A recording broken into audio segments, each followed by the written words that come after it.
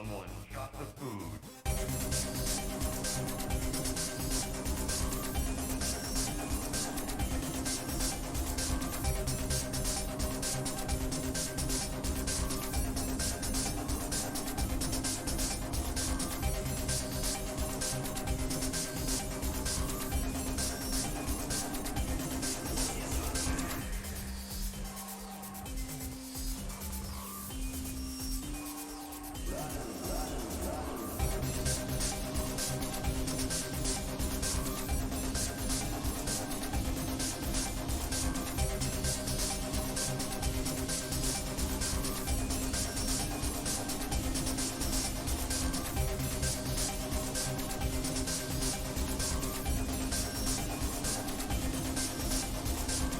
Life force running out.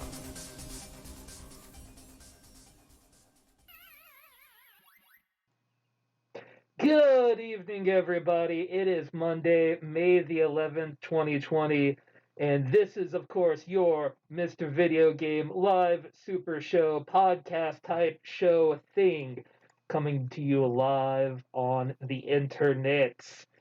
Howdy, everybody. I'm, of course, Slacker Kite. I am the guy who does what push buttons here to make sure the show actually runs.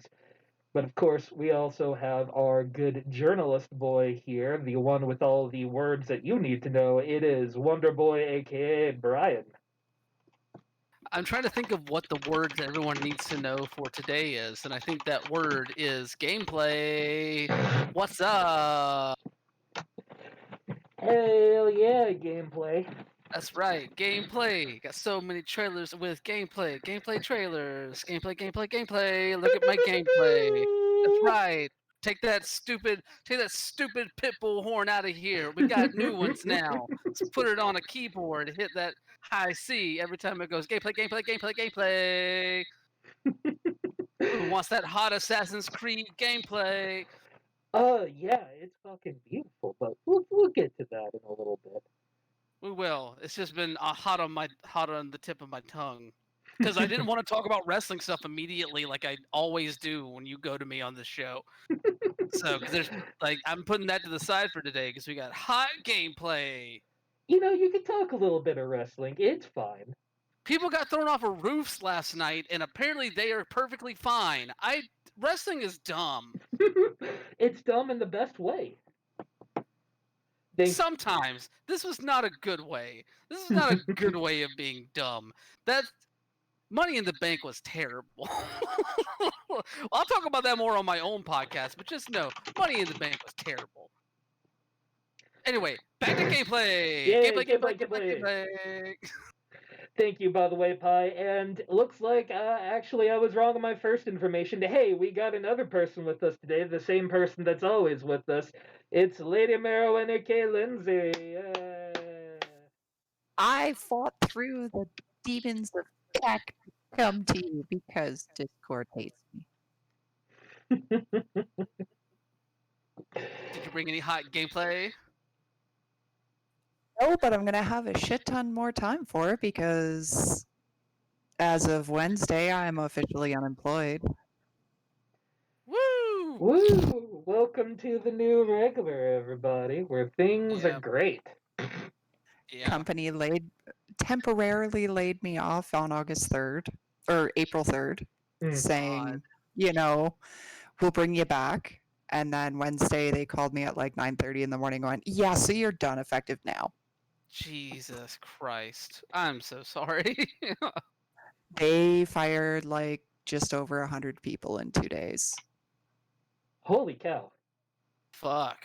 Yeah, they wiped out entire teams, like our digital servicing team that does all of our email communication. Gone, except for one person. They took out the entire management staff at our US site. Like, it's a thing. God, I'm really sorry.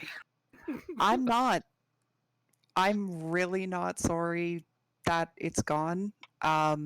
It was kind of like leaving an abusive ex, where you realize after the fact that this is a good thing and you realize exactly how bad and toxic it was. Oh, your job sucks. So, yeah, I haven't had a panic attack since April 3rd. Like, not one single anxiety attack. And these things were usually crippling for me. So, this is good. Mhm. Now I can find something else to beat my head against the wall with. Like this podcast. This isn't beating my head against the wall. This is the highlight of my week. I mean, right now, same. But so yeah, Brian, I guess let's start with you. How's your week been? What have you been up to, other than Um, wrestling? other than wrestling and hot Mm. gameplay, Mm. I have been. I'm just gonna beat that into the ground today. No, I've basically been in terms of like playing stuff, playing more Valorant. I'm noticing because I've been going back and playing a lot some more Apex as well. And I've been noticing that the more Valorant that I play, the better I'm getting in Apex. So I'm very happy to see that the skills are transferring in that way. So it's been a fun week there. I haven't played really anything new. Yeah, so that's basically been it. Just more Valorant. Still good. Still a good game. Although I will say, I kind of I'm gonna pull back on some of the stuff that I said last week about the toxicity in Oh that game. no. Because while I have not experienced it personally, and I knew of like other people's stuff going on like stuff that people have been experiencing prior to what I said last week, and I want to clarify that what I said last week was that I haven't seen it in the same level as in other online games of this nature, like CS:GO or League of Legends, that have reputations for being incredibly toxic. But um, shit changes, Mm. and it's been highlighted more and more, especially when it comes to female streamers with the game, and it's really shady to see. I'm glad that Riot is addressing it head on and trying to figure out ways to make those situations and communities better.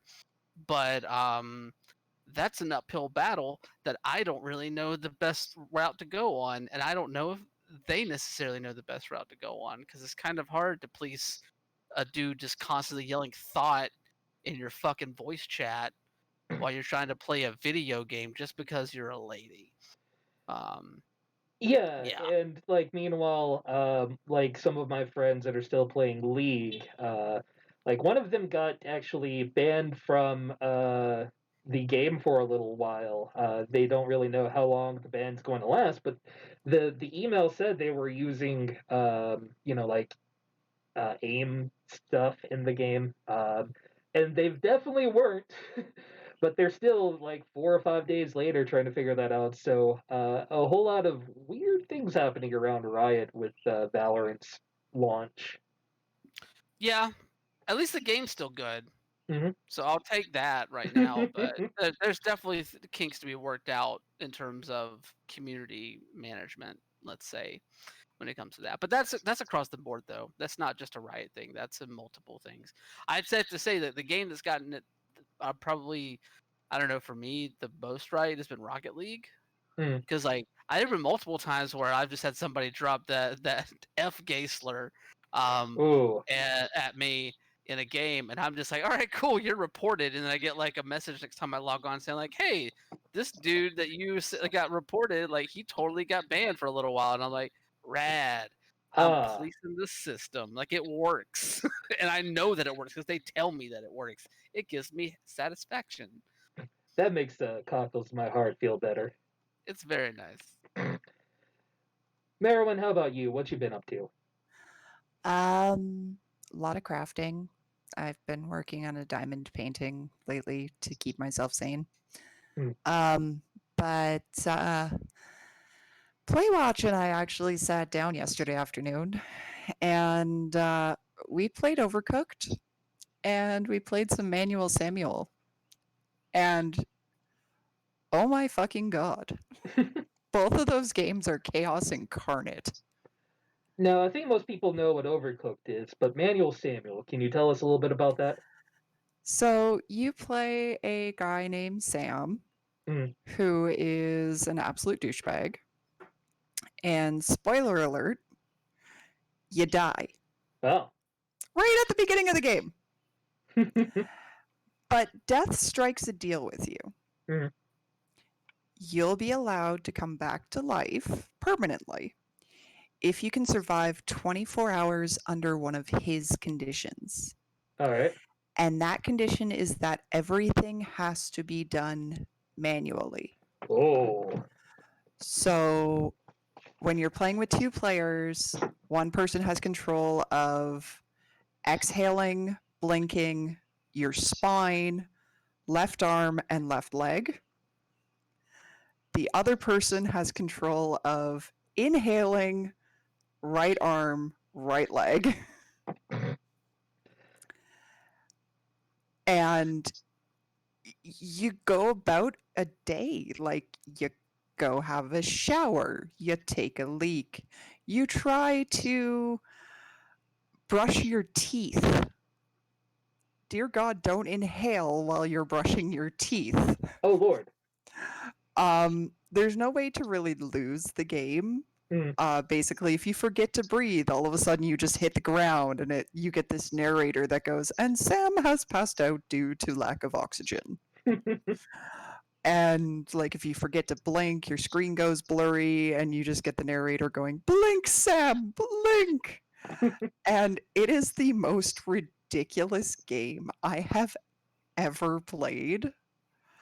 Pi was in the stream. He was howling. We were howling.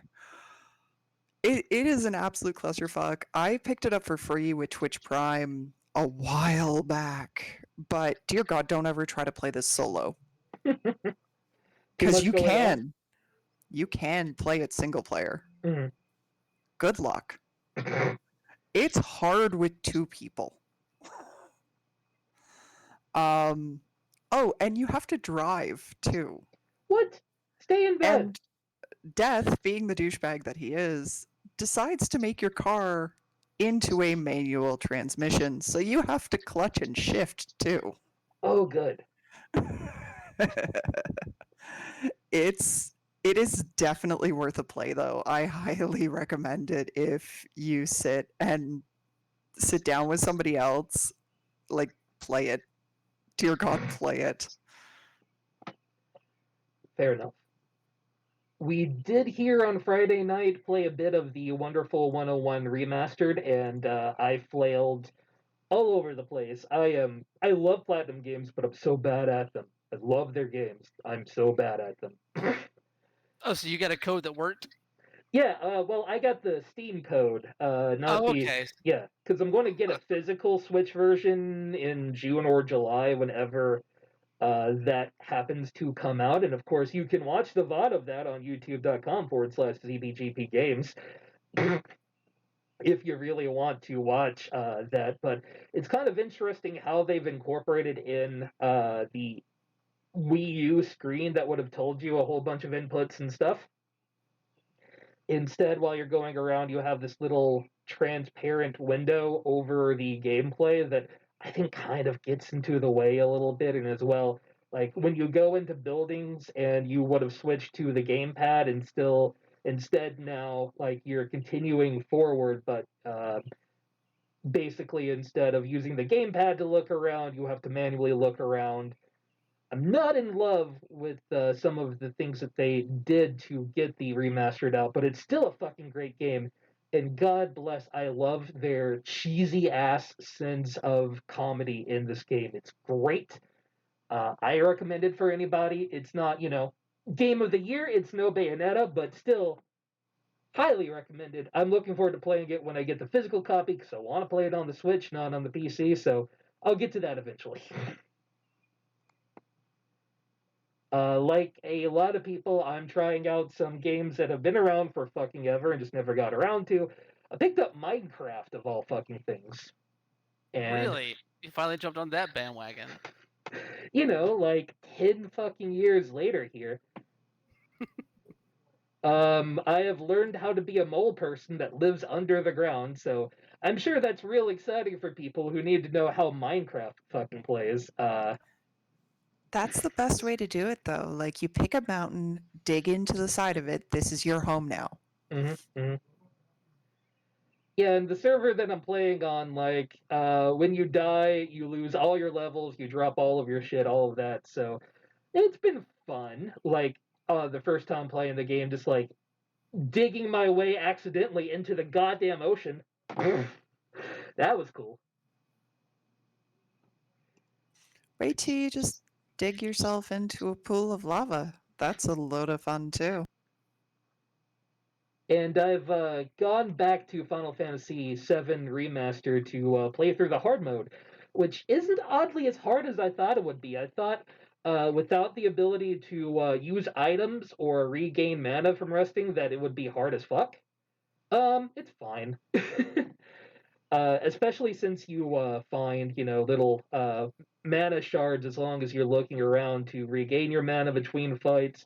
And instead of healing, you use the prayer chakra sort of thing, and you start learning a whole lot how to completely reorganize yourself to survive through the hard mode gameplay. But it's a lot less challenging than I really thought it would be. Not to say that it isn't challenging, and I haven't died a good few times in at least the first, third of the game. But still, I'd recommend it. Give it a try. It's not as bad as I know some people have made it out to be. All right, with all of that said, we want to drop into some gameplay. Hot gameplay. All right, let's start out at the beginning of the beginning of this week. And by the way, hi everyone.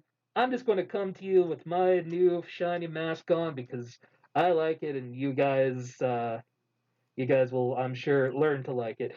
Anyway, let's start out with the good part of Xbox decided to put out a uh, first look at gameplay for the Xbox Series X. And let's talk about the good parts where there was a lot of new games talked about.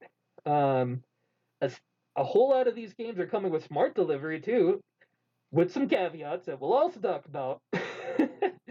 Of course, they had to show off Assassin's Creed Valhalla, which is what they made the biggest deal about. And let's just show this trailer. I'll full screen it. Why not? Here is your gameplay for Assassin's Creed Valhalla. Keep in mind, this has been hyped as a gameplay trailer. Gameplay. Look at all of the gameplay we're doing right now.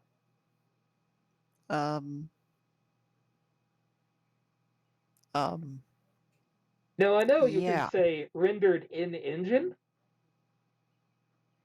Sure, okay, that's all fine. I understand that the cutscenes in modern games are all rendered in engine, but look at all this gameplay that we're getting here.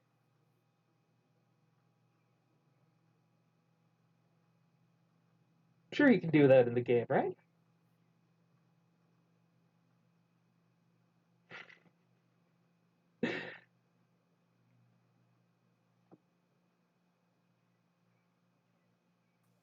And Excuse me.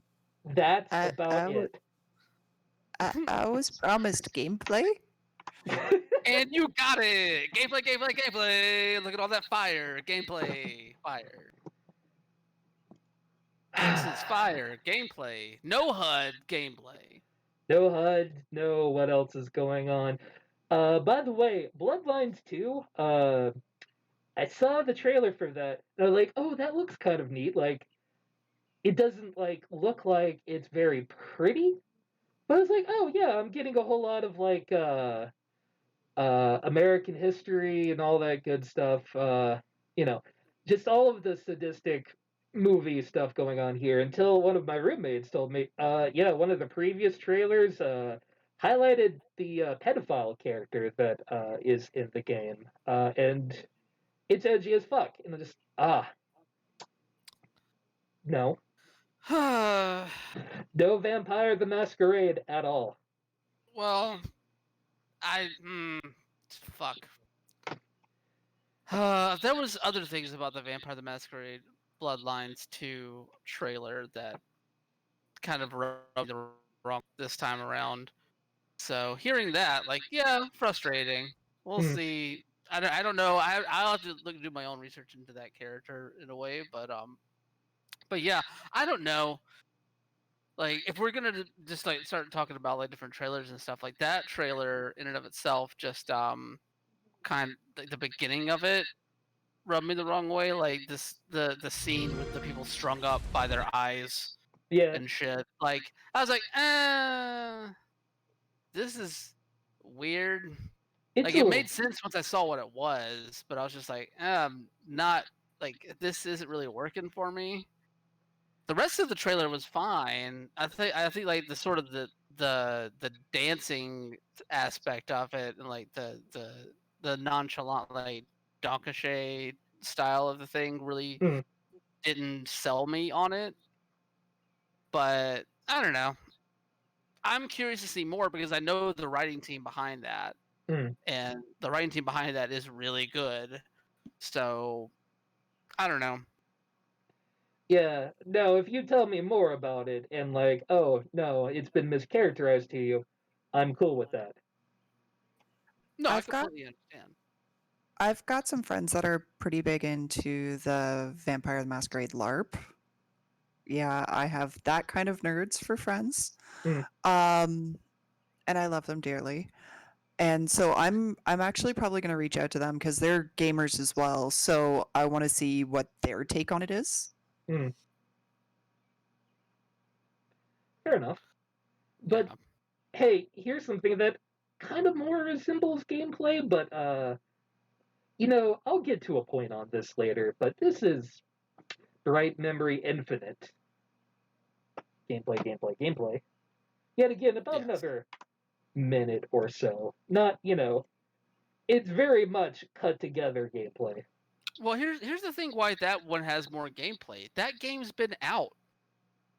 Bright Memory is a game that already is out Oh, on Steam. Bright Memory oh. Infinite is just a updated version of it for Xbox Series X. So they're not adding anything to it other than, Well, like, the DeLorean, I'm not maybe? sh- I'm not sure if they might be like adding graphically to it. They might be adding some new stuff to it, but that game itself has been out since March, I want to say. Ugh. So, like, that's the thing is like that's why you probably got more in that trailer than some of the others. Yeah, and here we got Call of the Sea, also with your smart delivery. And this is kind of cute looking, I'm not going to lie. Like, it's got its aesthetics. I'll need to know more about the game, honestly, before I'm really swept away with it, but. No, this looks like a fine little puzzle game. I'm cool with it. Mhm. I'm into it. Yeah, and I've always loved, the cell shaded sort of aesthetic that goes on with some of these things. Especially if the end of this, the end of this trailer teases, if I can become a fish man, then totally into it. Oh, Let who me be a doesn't want fish to be man. a fishman? Fish man. Fishman. Not to spoil or something you're about to see in 15 seconds or anything, but Yes. I don't know. Like this looks fine. It's just cartoony enough that people aren't going to be like weird about the graphics or anything. yeah. It works for what it's trying to do. Yet again, another game I kind of need a little bit more about. First person puzzler, looks like. Chorus, also coming. Single player combat game. Okay. Yeah, Deep Silver made a space air combat game. I love it. Dirt 5. I mean, you don't really have to work too hard to sell me on a dirt game. They're just fun. Every dirt game is fun. yet again captured an engine.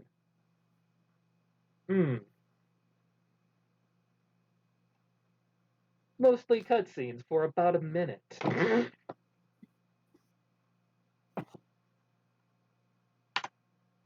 Let me go down here. Madden 20 Madden 21. Oh boy. You didn't Smart even get delivery. an in-engine thing. No, it didn't even really get an in-engine thing or anything. No. Scarlet Nexus also announced with smart delivery. It's very anime looking. I don't know. Well, it's a Bandai Namco game. Like, Yeah, Bandai Namco knows its audience. It's going to do fine. It'll be fine. It's going to be a video game. it looked okay. I can use psychokinesis to control my sword. That pulls me in a little bit. I'm into it. Now this one scored. This one was my showcase. I don't know what it was about Scorn, but I am all the way in on Scorn. Are we a fan of Alien by chance? Yes. That would be why. Oh yeah, no. I know exactly why I'm in on this, and it totally isn't because of the stone penis that comes out of the thing and just drips in this trailer. That's totally not the reason why. No, like this looks right up my alley. I'm totally into what the hell this thing is. I have no idea what this thing is, but I am totally into discovering the game that gives me stone penis. To my Here it comes. knowledge, it's a quasi-survival horror. But I mean, really, with what this is from, and it freezes. Right on the stone penis. Oh, Hello, stone good penis. stone penis. That's right. The internet is very kind to me today.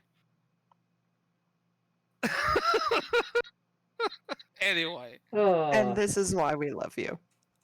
Yay! This is so why we love you. Gameplay.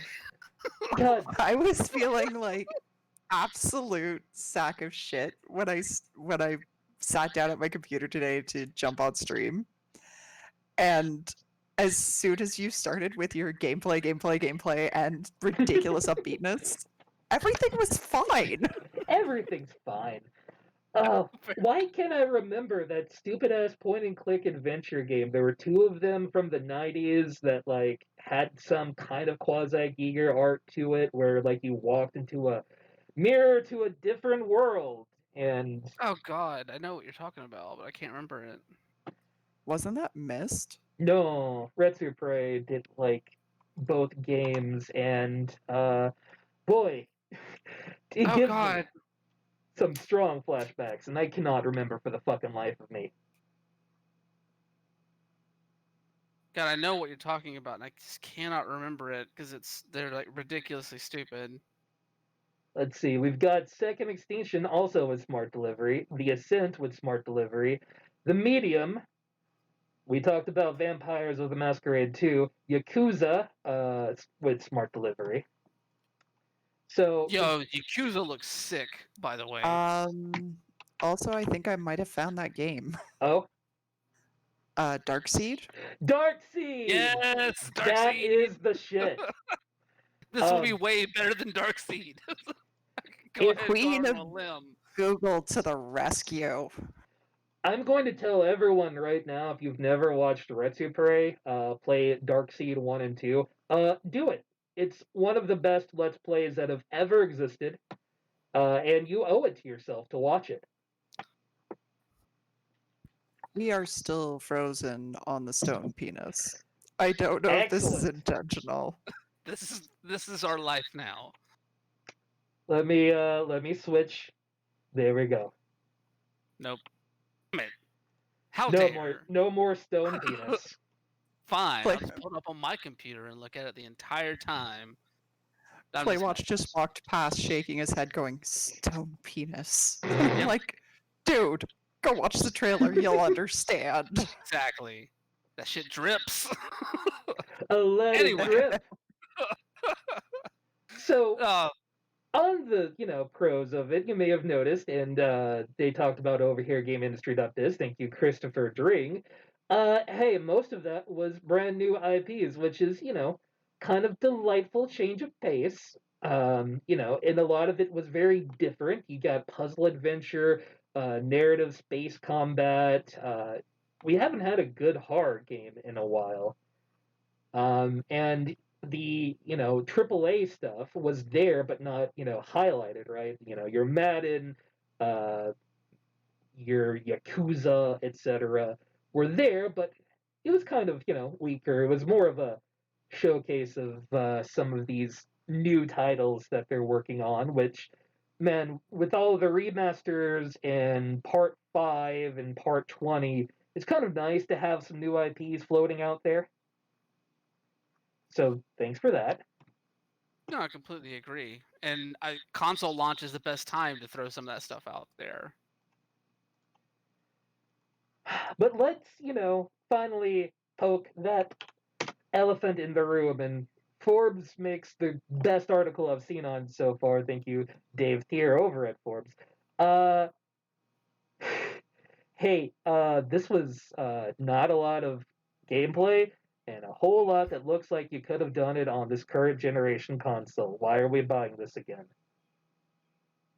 Gameplay. Gameplay. Yes. But Gameplay, it's gameplay. new and square and obelisk-like I and did probably sounds like a jet engine. I did like that. I forget who introduced first, but he had a Xbox replaced as his fridge in the background. It was a good touch. I appreciate Yes. that. Yeah. Oh, we also cannot forget all those sweet Microsoft Teams backgrounds that he introduced to us based off of these games. So that's something else that you get with the next gen. Oh boy. Sweet Microsoft Teams backgrounds. Mm-hmm. All right. Oh, I mean, given the current climate and how many people are using Microsoft Teams right now for work, Yeah. Yeah. I mean, yeah. gotta spice up those board meetings somehow.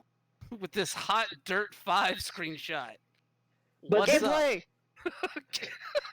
This was your first chance, and they kind of hyped it up a wee bit the week before, being like, "Hey, this is your first chance to see Xbox Series X gameplay." And the mood across every single person I saw, the people I watched live review it, the articles I read was, okay. This absolutely was a video that exists. It was about the same reaction, honestly, I saw to the Stadia announcement the week before we talked about, like, yeah, why did you do this again? Maybe everybody is just universally like shell shocked with the way the world is right now, and so nothing really whelms us anymore. Mm-hmm. Well, I mean, let's be real. Like, for as much as I and all of us have joked so far, the main thing that people really wanted to see out of this and what they were promised by a number of these trailers was gameplay. They wanted to see stuff running in engine, like in real time, so at least somewhat real time. Just to get a taste of what these boxes or what this box specifically can do. And you didn't really get a ton of that. Like, I can. For me personally, I can let some of like the lack of a graphical jump go to the wayside a little bit because like even though you have these new boxes coming out, and yes, they might not deliver as stellar graphical revelations as the jump we saw from PS3 to PS4, last gen. At the end of the day, like, the games still look fantastic. Like, look at the trailer for the medium and look at the skin detail on those models. Look at what they're doing with like body movement and that sort of stuff. Like, it still looks really, really good, but that's not why people came to these things. Like, I like a lot of the new IPs that were introduced. A lot of them drew my interest. It actually made me consider whether I want to try and carve out $500 of my income to fucking buy one of these whenever it drops in the holiday. But at the end of the day, what people wanted to see out of this, they did not get. Oh, you're absolutely correct. And you could go like, well, if you pause here, look at the way that the neon lighting in this one game lights up, and I mean, yeah, but you're not going to really notice that unless, like, I certainly didn't notice it. I just kind of went, oh, that's a video game, all right. Looks like a video game I played recently. Yeah, and not to mention like some of the styles of games that were introduced during this presentation, like they don't really acclimate to trying to showcase new graphical like leaps.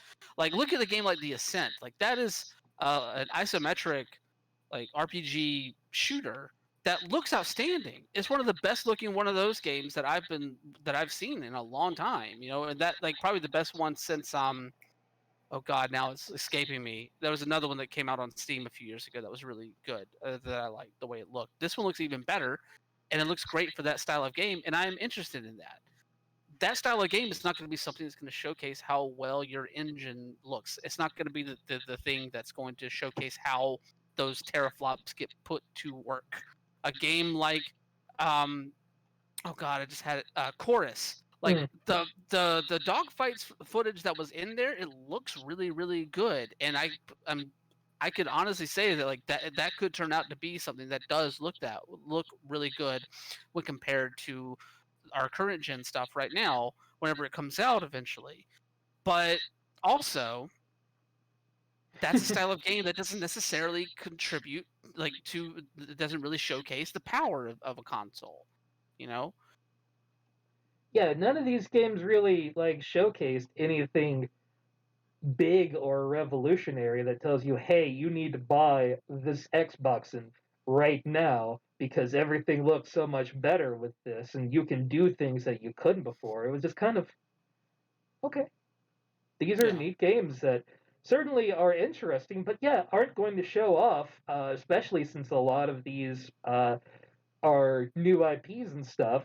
It's not necessarily going to knock you over the head with how amazing it looks. No.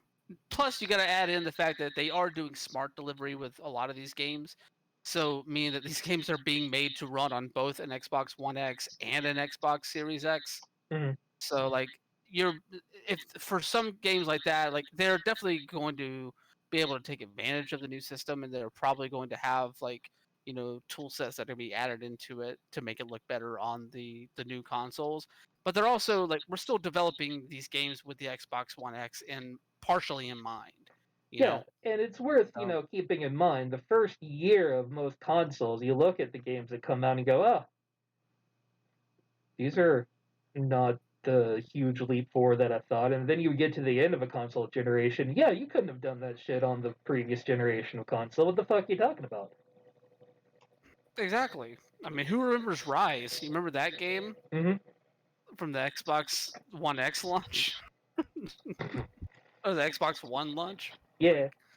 Like, there's so many of these games that kind of exist as tech demos in a lot of ways. Like Dirt 5, basically, like as good as the Dirt series is, that's a tech demo. Hmm. You know. It's super Excuse me. fun, don't get me wrong, but like Exactly. it's not a lasting game you're going to really stick with. No, it's going to showcase stuff. It Mm. also should be. It's very telling that most of the talk was about loading times, as opposed to whenever it came to like performance on this stuff. And like, there's plenty of stuff around the gameplay element of this that we definitely haven't touched on yet that we should get to. But I do have to say, I think it's very very funny and telling that there was a lot of mention of loading times again. Like that seems to be the one thing that both Microsoft and Sony have been hanging their hat on Hmm. recently when it comes to this. It'll load so much faster. I'm actually kind of excited for that, to be real with you. I'm not going to lie. Oh yeah, no, I'm right there. But we did mention a little bit about that whole smart update thing. Well, I mentioned an asterisk because of Madden 21. And this just makes the whole thing more complicated because while instead of using the smart delivery thing to offer the upgrade, uh, EA is using a weird limited time thing instead. If you want to go, you have to have bought your game before the end of December, and then you get what 4 months after the end of the year in order to go and register so you can upgrade your copy of Xbox Series What? X. Mm-hmm. So you have to That upgrade sounds. in that time period.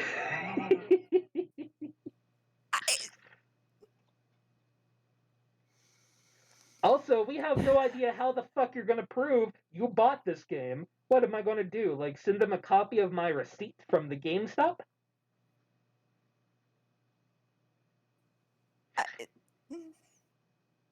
Why, EA? Why? I mean, we know why, because you're EA, but why? And yeah, this kind of screws the pooch for the whole smart delivery system because, hey, while everyone else is playing along with the game and doing it, EA just kind of came out the bat and said, no, we're doing it our own way. Well, okay, I see why they're doing this. I Mhm. don't like it, especially if this ties into other EA properties. But I see why they're doing this with Madden, and this will more likely also go to FIFA Mm. as well, and possibly the NHL game if they put one out this year. Um, these games are made yearly, Mm. and they lose a lot of their sell value once they get past the season that they of the sport that they are playing. Mm. So it makes sense, and it makes sense in some ways on that timeline that you would limit by December 31st of 2020 Mm. for this, because that's basically the end of the football season. Should we have a football season this year? Yeah, Um, would be the end of the regularly scheduled football season. And then March 31st, 2021, they're gearing up for that. That's right, like about roughly a few weeks before the draft. They're gearing up for to begin like the timeline for the next season. right. So, like, it makes sense that if you bought this game, they would want you to upgrade in that time frame, because once you get past that, they want you to get ready to buy the next one. They want you to buy Madden 22 at that point. Mm. You know, so like in that way, it makes sense. It doesn't mean I agree with it, and I really hope that this is only going to be like specified for their yearly sports titles.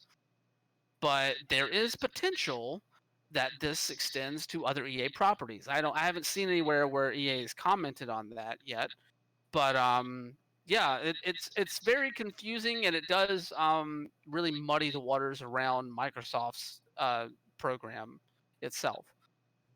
Oh, and there's also the fact, like, what if you don't buy, like, on principle, don't buy games as a day one release?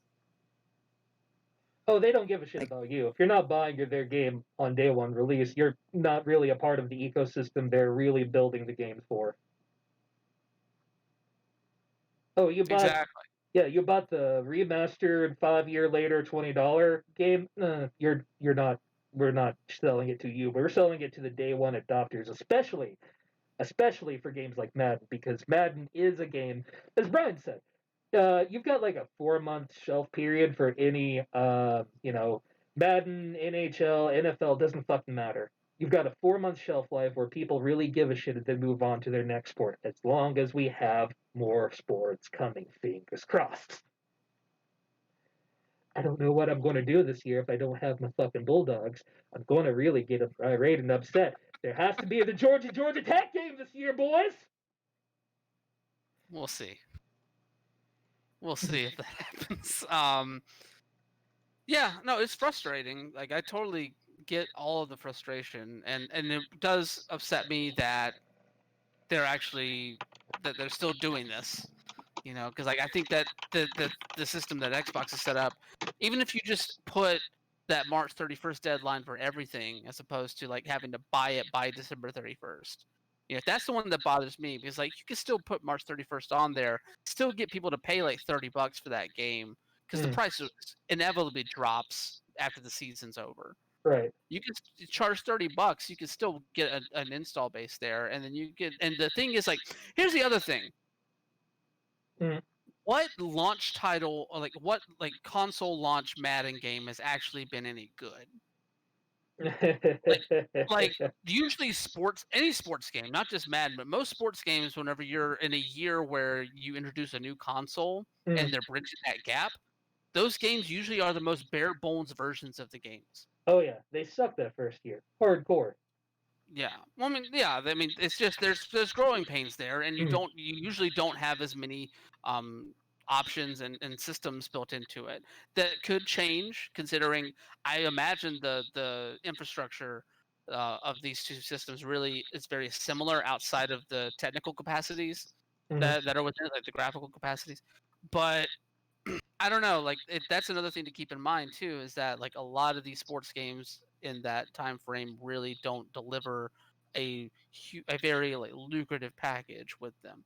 So maybe this is just their way of saying like we'll bite the bullet. We'll acclimate to this system for the console launch, and we'll put our own things on it so that we can like just get it out of the way and get it done so we can keep working and maybe and put out the better version next year.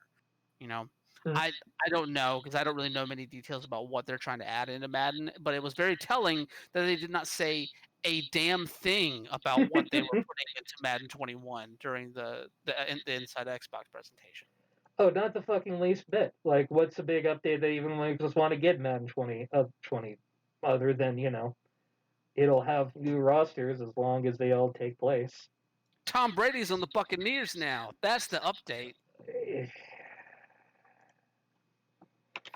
Anyway, the best thing that I can say about this is Microsoft looked at everything, what happened, and basically said, "Yeah, we fucked up." Their marketing director Aaron Ginsberg said, "Had we not said anything and just shown the May Inside Xbox show like we did the last month, I suspect reaction may have been different. We set the wrong expectations, and that's on us." I need to mute my phone. Apologies. I suspect reactions might have been different. Clearly, we set some wrong expectations. That's on us. We appreciate all the feedback and can assure you we will take it all in and learn as a team. That being said, they've already mentioned, I forget if it's June or July, that they're having a large showcase. I forget which month that it is to better showcase the Xbox Series X. They even had said that before going into this. So part of me wonders if this was just their marketing wanting to ramp up big right now and just missing the goddamn curve here instead of just like, hey, here's a display of some things we have coming up for you guys. Have fun.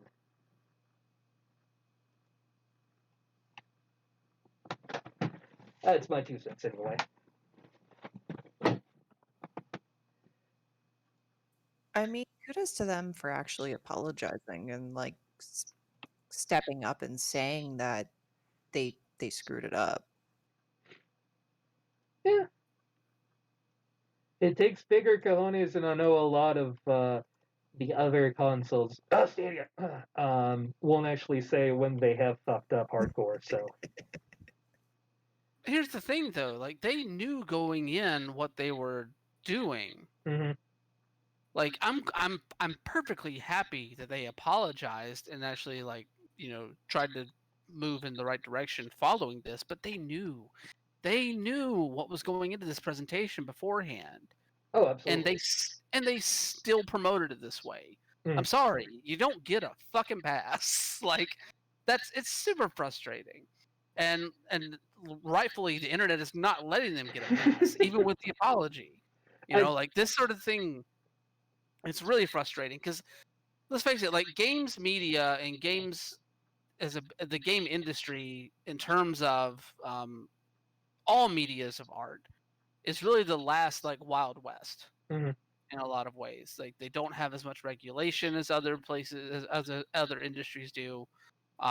They kind of have a bit more like loosey goosey free feel to them when it comes to promotion stuff. I mean, just look at E3 Yeah. as a spectacle of what it was.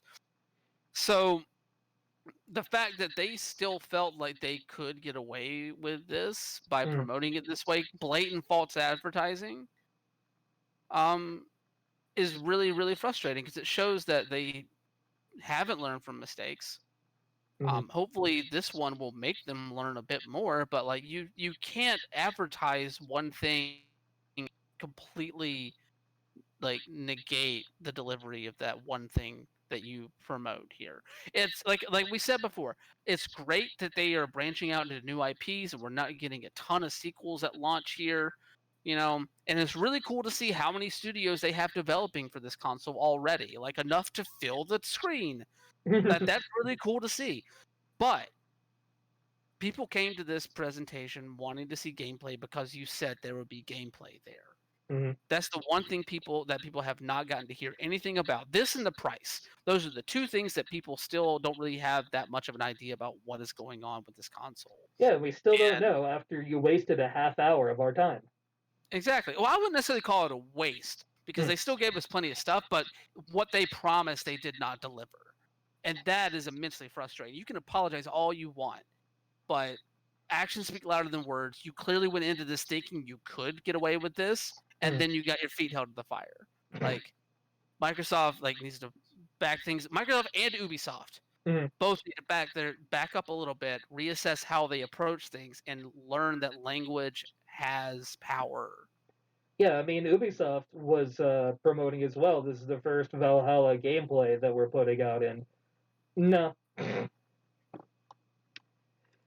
Either way, hey, let's go over to how Nintendo's been doing. I want to say, I didn't really see an article on this. So instead, I'm going to go to the Twitters for two of my favorite people to use as all of that. First, of course, are Daniel Ahmad. Some information from this year's Nintendo earnings. They had a fucking huge year. Hardware is up 24% and software up 42%. Hardware being up 24% in your third year is a little amazing. Animal Crossing, Pokemon, and Luigi's Mansion obviously did big. Mario Maker 2 oddly underperformed based on what they were looking at. Um, they do understand that demand will normalize, so next year may look a little bit weaker as well compared to the big next gen launches that their competitors are doing. And they also acknowledge that their mobile IPs all kind of suck right now. So there you go. The original, I would have gone to the original source for this, but it's in Japanese. No, Um, I mean, I think a lot of that hardware number can be attributed to one, a lot of bundle packages with some very high profile games mm, coming out, specifically Animal Crossing and Fire Emblem. yeah. And then the Switch Lite, Mhm, introducing the Switch Lite into stuff. That and maybe some of the Labo stuff too, but really the yeah. Switch Lite and those bundle packages. Yeah, it's kind of interesting. And you mentioned Animal Crossing. You look at just Animal Crossing by itself. Why do you keep asking that? Yeah. Compared to every other Animal Crossing game, it's sold in more than every other Animal Crossing game combined in this time period. So that's Nice. kind of big. So a whole lot of money. Hey, if you want proof that it's in the well, of course Google then translates. Thank you, Google. But yeah, this is basically their sales number for the last year. Amazing that some of these, especially Legend of Zelda, are still so goddamn high on that their back catalog is selling that well.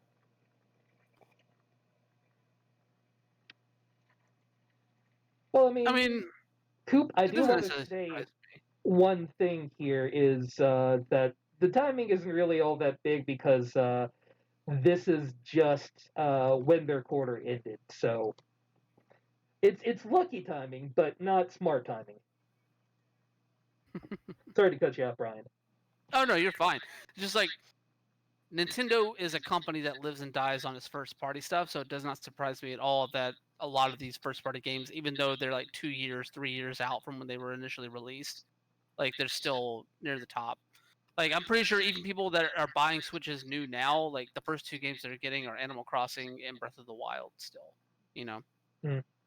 so that does none of these surprise me. But you're telling me that Mario Brothers U Deluxe outsold Mario Maker. That is surprising to me. That actually doesn't surprise me because Mario Maker 2, Mario Maker 2 was not a good game when it released. Also true. So, It was a little bit, yet again, whelming. yeah. But this year for Nintendo, also not really looking that amazing. Especially when you look at their upcoming games. I mean, yeah, Xenoblade Chronicles, that'll do fine. Clubhouse Games, oh boy. Bravely Default 2, sometime this year. And everything else, meh. Honestly, selling 13 million copies of Animal Crossing, they can wait. Like, I'll give them some time to give me my Bayonetta 3 whenever it gets here, because Bayonetta 3 is going to be boss. Mm-hmm. You know. Also, don't sleep on Bravely Default 2. Like, I'm not a huge like JRPG fan, but Bravely Default 2, like the first Bravely Default, was pretty good. But these are their big launches for this year. They don't have Yeah. a whole lot of major selling points. If they don't hit something when everyone else is coming out with their great big shiny, they might just become a back note in people's minds while they go move on to the PlayStation and Xboxes.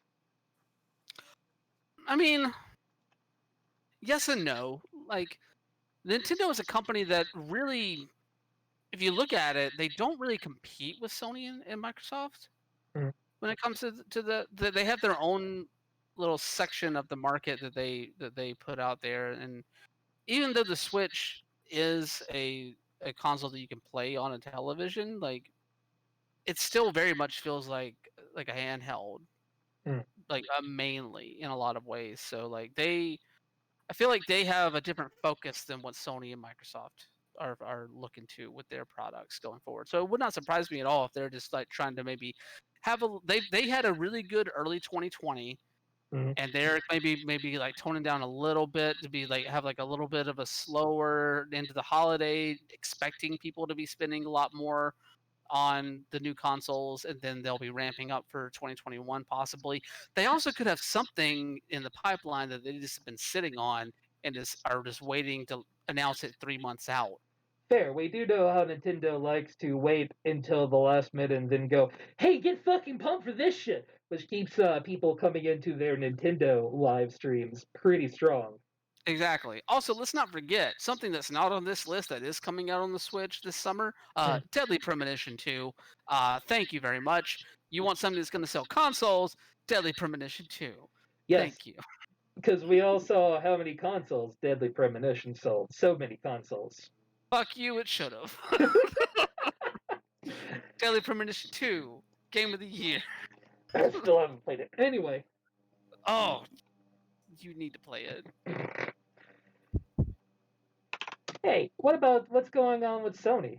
Thanks, Giant Pie, by the way, for the link to this. I saw it earlier in the week, but it just didn't really stay in my head that much, to be honest with you. But it is a story nonetheless that Sony has temporarily suspended their online store in China mainland, specifically to take care of system security upgrades that they did not define what they were. Now, this comes interesting as it comes very close to some talk that people had been reconfiguring their PlayStations to get out of the Chinese delivery system and go into, the outer webs. So, uh, this may be related, it may not be related, and I don't think we'll ever know if this was ever actually related, but it's worth mentioning.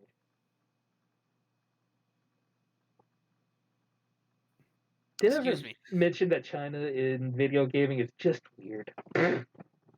I mean, this doesn't come as any the Sony shutting down the store to work on security measures, that's a little surprising. But Mm. the fact that users in China were their using their PlayStation accounts to kind of branch out and get stuff that's not available via the Chinese PlayStation store, like, that's not surprising at all.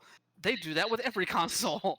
They do that with anything they get their hands on. Because like, remember when we looked at Nintendo a little while back, that the games that they had available, like officially for the Chinese market, it was like 5, I want to say, like 5 games out of the entire Merlin, say Switch hi to the catalog. internet. You know, Yeah. so like, this doesn't surprise me at all. Like this sort of stuff where people branch out and trying to like import stuff or like download stuff that's not officially available within the country, like no surprise there, not at all. I don't want to speculate on Sony's dealings with the Chinese government.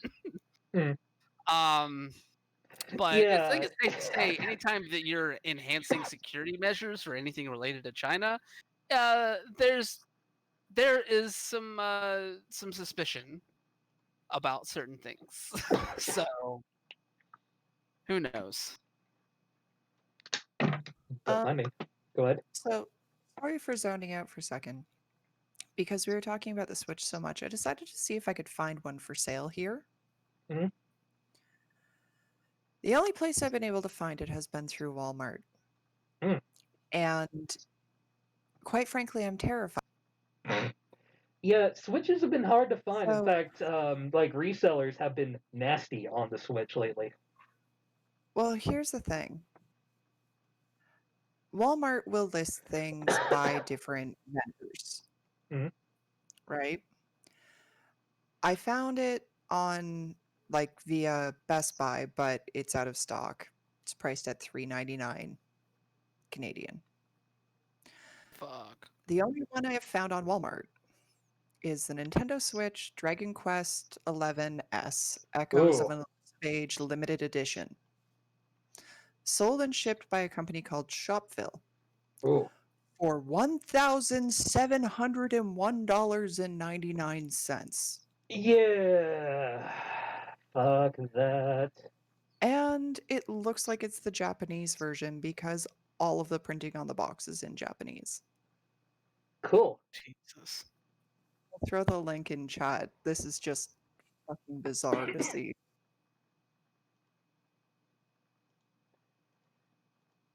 God bless Walmart. God bless. Yeah, Coop is right. Switches aren't region locked. If you can read the Japans to get around well enough, you can get to your damn game. But $1,700 for a $400 console? Hey, it's that limited edition. God. This is All right, we're going to hit I up know. Sorry. the rest of our news not related to console publishers and hit you up with this one we were talking about in chat the other day. Really not a huge story, but still. Hey, Square Enix put 95% off on a huge fucking bundle of like literally their entire thing, and all of their money that you spend on it is going to go towards food banks and whatnots. So that's neat. Yeah, and they got like a lot of stuff in there, like multiple franchises and multiple console generations. So Yeah, you're spending like 20 years. Basically, if it's on Steam and they have access to it, you're going to get it. if you want to be like Elon Musk and personify the wrong person in the Deus Ex series, you can get every Deus Ex game basically ever made. Also fair. I can't believe he made that fucking thing his avatar on Twitter.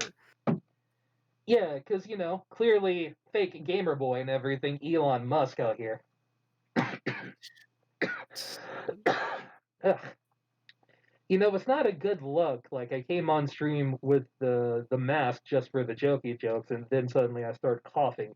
Don't worry, I don't have the COVID. I just suddenly started coughing after Merlin came by. Anyway, while we're on, Plague. shut up. While we're on the fun stuff, Hold on. Okay, well, 1 second. Hold on. The way that played out there, it sounded like you just told Lindsay to shut up. And I just want to clarify, you were telling yourself to shut up for the coughing, right? Mhm, mhm. Okay, because that was I'm just like I mean, Lindsay, of course, should speak all the time on the podcast. And in fact, if she took over the podcast entirely just to Lindsay Lynn's podcast, that'd be fine by me. I can push the buttons and you can talk. Ooh, no, you don't want me doing that. So the internet has had fun over the last week because of Cyberpunk 2077, because of the ESRB rating. Now, of course, we know this is in game, and your standard fare is all here. Uh, but what really stood out to people is this from the ESRB. The game contains nudity and sexual material. Players can select a gender and customize their character. Customization can include depiction of breast, buttocks, and genitalia, as well as various sizes and combination of genitals. Oh my. I can have multiple dicks of varying sizes. Excellent. I don't know if that's what they're going for, but hey, live your dream. I mean, come on. One slider massive, one slider small, right on the same person will be fantastic. If I Good can for everybody.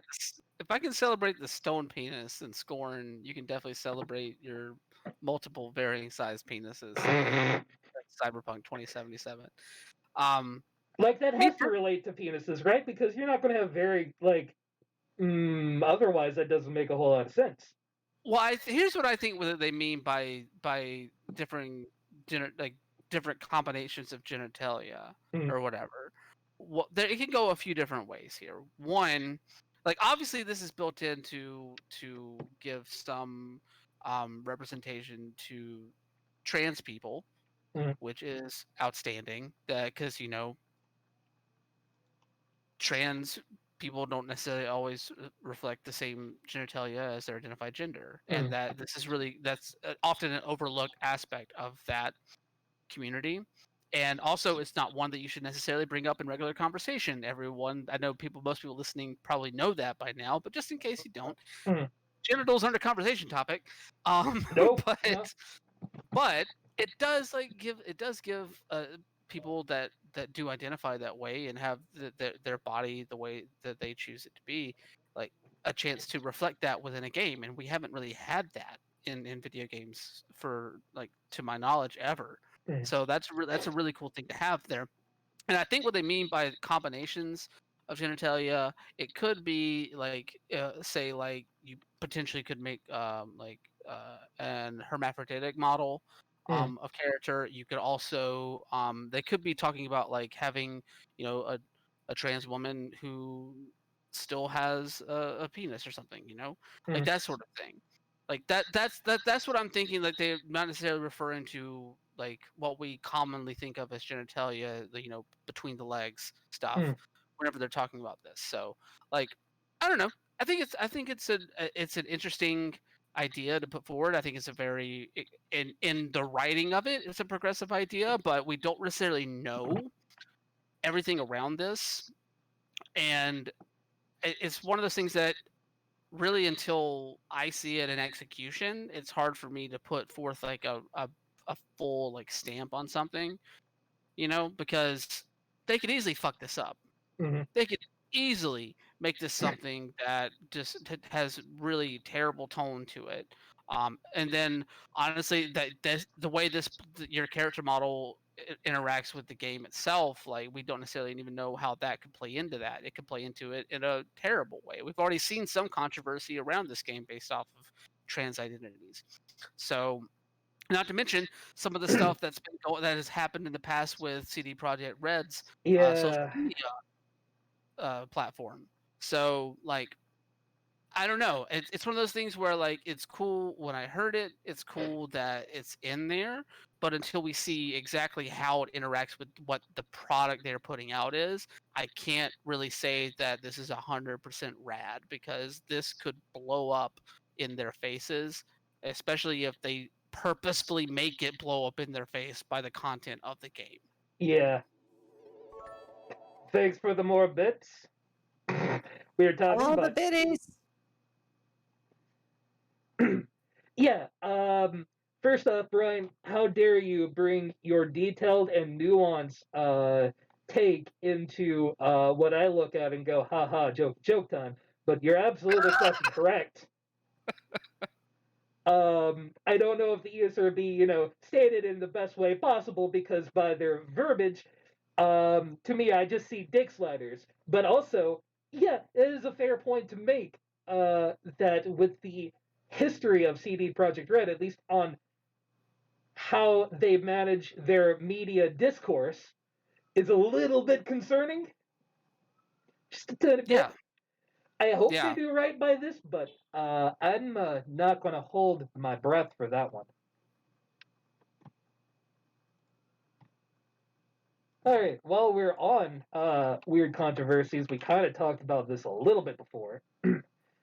But the whole controversy around composer Mick Gordon for the Doom Eternal soundtrack and the varying noises.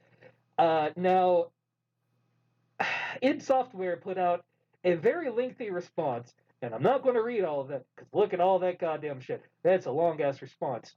But it kind of boils down to, on their end, well, we gave him a deadline, and then we gave him another deadline, and then we gave him a deadline that was post the launch date and could have gotten us sued in EU, but we wanted to give him as much time as possible. And then we ran out of time, and we gave it to a guy to put together, but that guy was working with material that he had and not the actual master. So yeah, it doesn't sound great, but it sounds okay. It's kind of weird, and does when 2 weeks ago, when we initially covered this, I was a little bit man, something smells wrong with this whole thing as it goes. So I was honestly a little bit like, well, it sounds okay. I did a listen to it. I can definitely hear clipping, but man, it explains a lot of why the weird clipping is there. And as far as I'm concerned, fine. I don't know who's going that crazy over a little sound clipping, but man, to write out a 3-page response didn't really throw him under the bus, but basically said, yeah, we did the best with what we had. This is what we had, so we put it together. This just sounds like, from all parties involved, this just sounds like a shit show. Yeah, the whole thing is fascinating. Just from there's a lot of cringe going on here with all of it. Now, this is definitely not to say that id itself is entirely in the right either.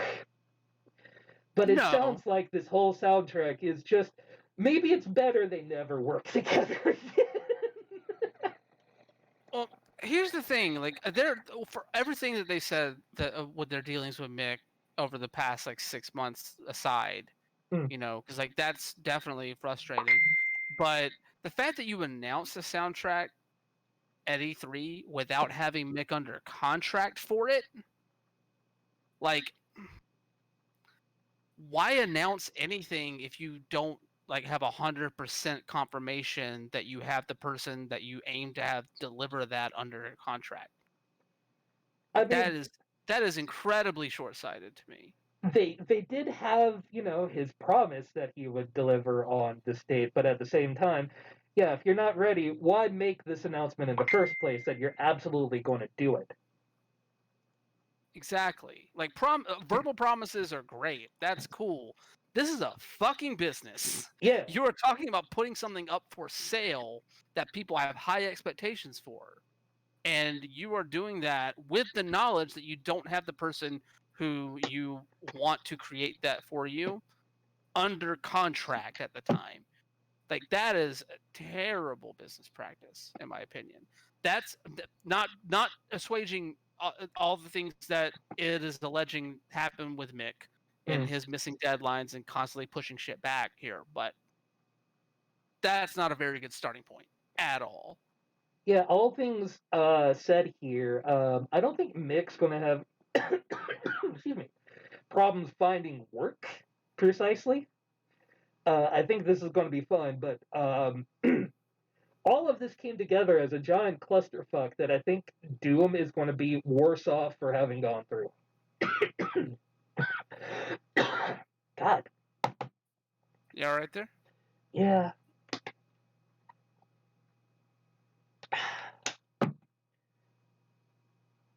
Maybe wearing a mask while doing this, while also being a beard haver, was not the best idea I ever had in my life.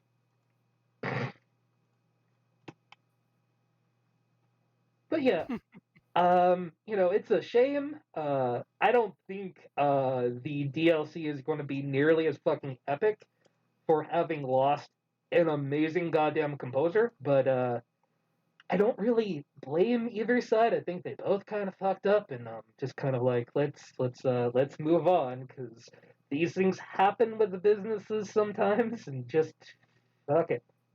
It's just a shame that it happened.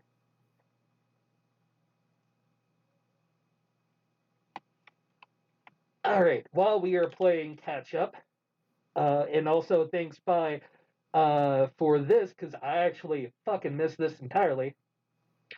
And of course, James Batchelor, one of our good boys from GameIndustry.biz. I feel like I owe the entire like people at GameIndustry.biz a beer at this point because they are like our most, they're my favorite source at least. Riot Games recently had a blog post on this year and their games as far as trying to be a better company. And those games basically amount to 1% more women and 1% more minorities employed. Now, pros and cons, it's not a huge number, but at the same time, I don't imagine that you're going to change your entire company that dramatically over the course of 1 year. So part of me wants to look at the 1% and go, that's not a lot. And the other part wants to say, oh, that's actually a lot of new hires that you're talking about coming in. I'd be interested to hear you guys' take, though. Well, I don't know. Lindsay, I kind of want you to have first crack at this. If you have, see what your thoughts are here. Riot has done some great things. I applaud them in their efforts. 1% is a fucking joke. I mean, there are initiatives in public schools and high schools now to get girls more into this industry. There are a ridiculous amount of women graduating from programs that would allow them to work in this field. And they're damn good at what they do. 1% is a joke. You can't tell me that only 1% was good enough or there was only a 1% increase in the amount of people that actually apply. Do more. Well, I completely agree with you on that aspect. Like 1% is not the number I think some people were anticipating whenever this report was released. But it does seem like, and we know that Riot is famous for lip service when it comes to this stuff, but the number going up, at least even if it's slightly going up, along with them saying that they realize they are not where they need to be still and there's still work to be done, it does bode well for the future, especially considering that at least a good a set number, or not a set number, a decent number of the of that 1% went into executive leadership there. So I think the numbers they had now, executive leadership in terms of female executives is at 27% now, which is it's not, once again, it's not the best number, but it's an okay number for right now. It doesn't mean that it needs to stay there. It needs to keep getting better. They need to be working better at doing increasing diversity there. I think that they got a wake up call somewhat with the Kotaku reports that came out, and they realized they have to work to get better. People still need to hold their feet to the fire when it comes to this, especially considering that they still have an outstanding class action lawsuit where they are trying to allegedly undercut the people suing them, most of them being women, um, that were former Riot employees, and that whole thing is still playing out in the state of California right now. Who knows how long that's going to drag out now with the pandemic going on? But so yes, Riot still by no means are they out of the woodshed here when it comes to this, but it is at least pleasing to see that the numbers are going up. The telling thing will be whenever you get this report next year. If the numbers are still if it's still a 1% increase next year, then we have I think a lot of a lot of discourse to fire their way. Yeah.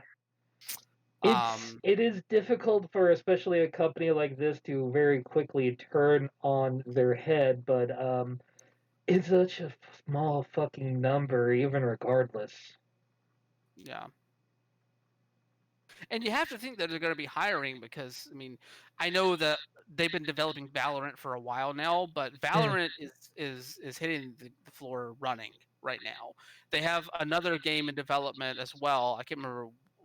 I know they announced 2 or 3 different things last year, Valorant being one of them. So like they have stuff in the pipeline, stuff that they probably need to be looking to hire people for. So the opportunities are there. It's just a matter of whether they're going to continue to offer those opportunities to the people that they have not served, based off of their business practices, their employment practices, and their culture as a business. Like those. Like I think we just have to keep monitoring this and see if things keep trending in the right direction, because the opportunities are there to do it. Yeah, I'm not giving them a pass, but I kind of want to wait and see a bit more rather than being too pissed at them yet. But still, it doesn't fill me with a whole lot of yeah, you guys are going to start doing better on a personal level.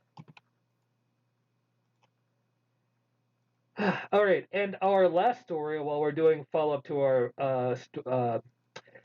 stories from previous times, and I know one me and Brian are certainly looking forward to talking about. Hot Sauce Boy, Hot Sauce Boy is back. We get With to some talk new about fire. Billy Mitchell again with the What's up? Hot Sauce Dickhead, what's going on? with a whole new state of tone. Last time he was like, "Oh yeah, we'll talk to Twin Galaxies about it." Now he's fucking throwing out a lawsuit at Twin Galaxies. Now, let's back up a minute, just in case you don't know who Billy Mitchell is. He was a former world record holder of Donkey Kong. There was even documentaries made about him. He held high scores in various other games as well. It was in the Guinness World of Records. After people were taking a look at it and believed that he used emulation software in order to make some of his high scores in Donkey Kong, he has been removed from everything on Twin Galaxies, and now he's suing them, uh, saying that they have tainted his name, basically. That, you know, rather than, maybe this is a misunderstanding, that Billy Mitchell is a liar.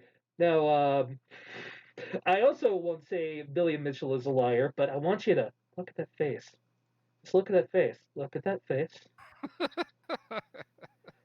I am absolutely not saying Billy Mitchell ever lied to anyone about anything. But look at that Yeah, face. exactly. God, this story. This story's ridiculous. So this all kind of actually it goes back to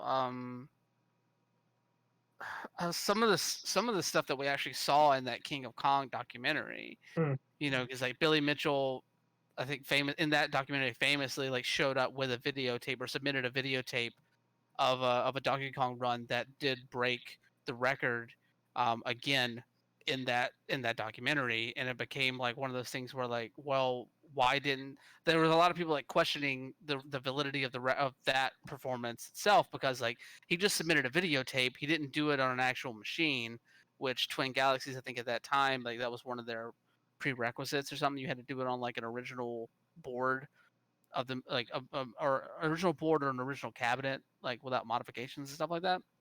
Mm. So I don't know if those rules have been relaxed. I haven't really looked up Twin Galaxies guidelines on submissions It's of been a while since anybody's really cared about Twin Galaxy guidelines, to be honest. But I know, but for some people, Mm. Billy Mitchell included, those things define lives, and the fact that his record, not necessarily that video, but Mm. some of his more recent submissions to reclaim the Donkey Kong record, um, were found out uh, to maybe not be on the up and up. Like I think that gave Twin Galaxies every right to ban him the way that they did. Yeah. And it's also very telling that in Twin Galaxies' statement, they did not outright say that Billy was a cheater, which I think is like the main thing that Billy is like being really weird about with this defamation lawsuit. He's alleging that Twin Galaxies basically ruined his character by calling him a cheater. Like they never explicitly said, "Yo, Billy Mitchell cheated. This fucker needs to get out. No more Centipede for you." Yeah, You know? we found inconsistencies in his gameplay. Yeah, like we believe that this wasn't on the up and up. Like they Mm. literally like, believe is the key word there. You know, Mm. like they did an investigation, they made their findings, they made their ruling. This does not really hold a ton of water to me. I don't necessarily know if this will really deliver the outcome that Billy Mitchell wants. It's very telling that Twin Galaxies countersued immediately. Mm. Um, and this is all going into a hearing, I think, in July. So like, we'll get some news on this fairly soon. Yeah. But yeah, like this just screams sour grapes to me. This is and honestly, that's kind of what Billy Mitchell screams all the fucking time. Like he Yeah, just that seems is like Billy the most, Mitchell. yeah, he's just for like I don't know the man personally, never met him, obviously, but everything about his actions and his character and the way that he carries himself and the way that he interacts with other people and treats other people is very much a sour grapes man. I've literally never heard a good story from anyone about an interaction with Billy Mitchell in my entire life. This is a guy that oddly gets around a whole lot, despite being just a grumpy son of a bitch. Look at that face. Just look at that face and tell me that that's a man that wouldn't submit a slightly altered video of him playing Donkey Kong. God, that face. He's just so slimy and so smug. Like he's got used car salesman or creepy ass stockbroker written all over him. Here's the perfect like story to encapsulate the person that Billy Mitchell is. If you go back and watch King of Kong, this is my favorite part in the documentary, by the way. If you go back and watch King of Kong, him going through local grocery stores in Florida, where he lives, where he sells his hot sauce, and actually going through the aisles and moving other bottles back and moving his like taking the time to move his bottles of hot sauce up to the front and take up more shelf space while pushing others to the back just to be a dick. Like that's like he took the time to go to local grocery stores and move his products to the front of shelves and move other stuff to the back of shelves so that he could take up more shelf space. Like jackass. Not to mention all the ways that he like mistreats his little like sort of cult around him in that documentary as well. Just like Mm. oh, just every It's just so grody. Yeah, I don't feel like a better person for having watched that documentary, and I don't really recommend anybody else go watch the documentary. I don't know. But The doc itself is pretty good. I mean, Steve Wiebe is. I don't know. Steve Wiebe's a cool guy. yeah, I'm not saying the documentary itself is bad. I just learned more about somebody that I never really wanted to learn about, and then afterwards, just more stuff kept coming out about this guy, and See, here's the thing though. All that stuff was already like known and out there. Like a lot of that stuff was already kind of out there. It was just one of those things where people didn't necessarily talk about it as much because let's face it, like Twin Galaxies wasn't on the tips of people's tongues. mhm. So Yeah, like certain people that maybe voiced Broly. A known entity that isn't really known. Yeah, sorry if I made anybody throw up in the back of their throats with that comparison. yeah. All right, that does make our last story here for Mr. Video Game for Monday, May the 11th, 2020. But of course, we cannot finish a show here at Mr. Video Games without giving you something so great, so stupid, so amazing, so terrible, something that you look at, and whether it's good or bad, it just screams, God, that is video games. And as you might know, during while the outside is bricked, uh, we've been trying to aim a little bit more positive, and I give you AOC, Alexandria Ocasio Cortez, decided to open up her Twitter DMs and said, "Hey, would you like for me to go visit your island in Animal Crossing?" And she was pleasantly surprised to get a whole lot of people saying, "Hey, my husband would love it if you visited," or "Hey, all of this other thing they're going on, so and so would really love it if you would visit them." But the one that's really made the rounds in talks is that she attended a graduation ceremony that someone had within Animal Crossing with their friends, um, since they couldn't have a real to life graduation party, they did it on Animal Crossing, and she gave their commencement speech. That's freaking adorable. And that is an amazing way of like seeing a politician appeal to multiple generations and actually keep up with the time. Yeah, it came out surprisingly cute. When I first saw her tweet, I was like, "Oh no, this is not going to go great." And then just kind of, oh, that's nice. That is actually really nice. Yeah, this is just straight up adorable. This is great. Like this is very much AOC though. This is very much on brand for her. She's a new crop of politician right now. We saw this with the blue wave in 2018, and like I've just this is exactly how video games and politics should be interacting in a lot of ways. I know that there's a lot of talk about that news that came out earlier today regarding like one of Buttigieg's former staffers basically saying like Joe Biden should get into Fortnite, but like that's not. Yeah, that was like I stated it like I wanted that for a little while to be Mr. Video Games. Like, yeah, project Joe Biden onto the Grand Canyon. It'll be just like Fortnite for people. Yeah, The guy yo, you. Sorry. the guy can't even get a live stream off properly without audio technical issues. What makes you think you're going to do a fucking hologram of him? Exactly. And how is Joe Biden going to be hype? I don't even hate Joe Biden. How are you going to make Joe Biden hype? Put like 3 or 4 CBS reporters in there that he can just poke them in the chest and continue to say why. That's how you get Joe Biden hype, because that's the only time he ever shows emotion is whenever he's angry. So let him just do that. Also, whose thought process was it? Whose thought process was it to be like, yo, y'all love Travis Scott? You know Mm. who else you'll love? Fucking Joe Biden, fucking Mister 30330 himself. What up? Mm. Mm.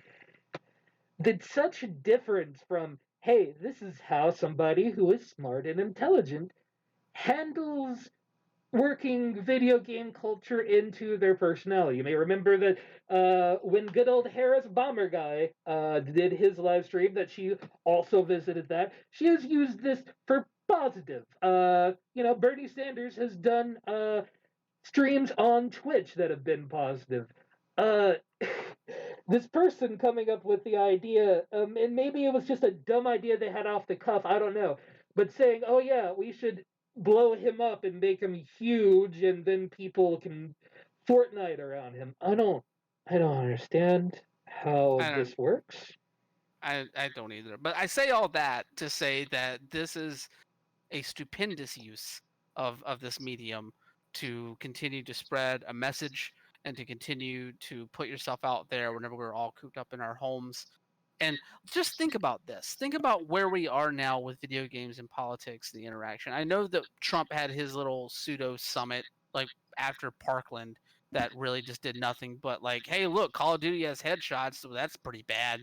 We should connect violence in video games to school shootings again, even though we have all this evidence that there's no connection. Think about like where we were with like fucking Jack Thompson on Capitol Hill for all those fucking years trying to Oh bring these Lord. lawsuits against motherfuckers, and now we have a member of the House doing commencement speeches in Animal Crossing. Just think of that is the journey of video games. You It's know, beautiful. listening to you guys, I realize that US politics is like a fucking circus. Mm-hmm. Yo, you I have mean, no idea. the best we've had recently has been Jagmeet Singh, who is the leader of the NDP and probably one of the most gorgeous men on the planet, showing up on TikTok with his wife Oh. in one of the best TikToks I've seen. I'm going to throw it into chat. Trav, if you want to pull it up, go ahead.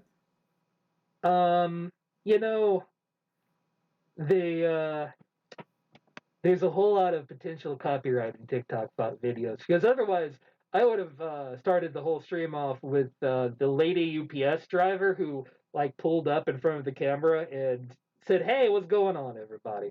That's my favorite TikTok of all time. Thank you, John Oliver, for fucking pointing that one out to me, because that shit was adorable as shit. Fair point. It's in chat. I will throw it in Discord as well. I highly encourage folk check this out.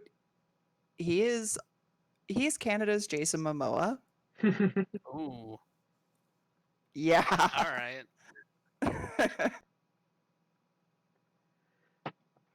All right, but that does it for Mr. Video Games for Monday, May the 11th, 2020. Brian, do you have any last words for us here today? Yes, I do. One actually is some hot rumor. If you want some fun rumor, VentureBeat had an article come out last week that hinted that there might be possibly a remaster Mass Effect trilogy coming at some point. Which, if that does come, you're not gonna see me for a little while Oh, but because you're not excited for the rumor of the Diablo 2 remaster? I am so excited for the Diablo the Devil 2. Devil 2! Stone Devil 2. colon stone penis. That's the game I'm excited for. No, no, like that'd be rad. If this is true, then that'll be cool. I'll be excited about that. Outside of that though, I had a couple of big pieces that I've been working on for a while now go up last week over at Outsports and at Fanbyte. I made my Fanbyte debut last Thursday as well. One of them looking at accusations of sexual assault within pro wrestling, and then the other one looking at how this one in Washington D.C. is using pro wrestling to advocate for statehood for the district to be added as the 51st state. So both of those were really interesting to put together, and I put a lot of work, like months worth of work into both of them, and they turned out really well. And it'd be really cool if y'all check those out because it was really a lot of hard work when those, and it was, and I'm very proud of them. But other than that, yeah, this has been fun. Stay safe, everybody. And if you want to keep up to date on stuff I'm working on, you can, most of my stuff goes over at outsports.com. And then, I have other stuff go up other places as well. Best place to keep track of that is on my Twitter at WonderboyOTM. Yeah, and if you want to hear more about me bitching about people getting thrown off of roofs during wrestling matches, you can tune into my podcast, LGBT in the Ring, this week, because me and my regular WWE contributor, Daniel Trainer, will be talking all about Money in the Bank and fucking wrestlers getting thrown off of the roof of Titan Towers in Connecticut. Wrestling is really stupid. Lindsay, any final words this evening? Be cool to each other, love each other, do your social distancing. It has been working, guys. I know it sucks. It really sucks, but hopefully we can get through this soon. That being said, I'm back to streaming. Woo! Scary Yay. shit. I know. Sunday was my return. So Sundays are going to be my co-op play Sundays. I'm going to have Play Watch. We're going to be doing local multiplayer games. I think Portal 2 is on the list for the next one, and he hates Portal. So the amount of yelling, screaming, and frustration at that one is going to be great. We'll probably maybe touch Manuel Samuel again soon.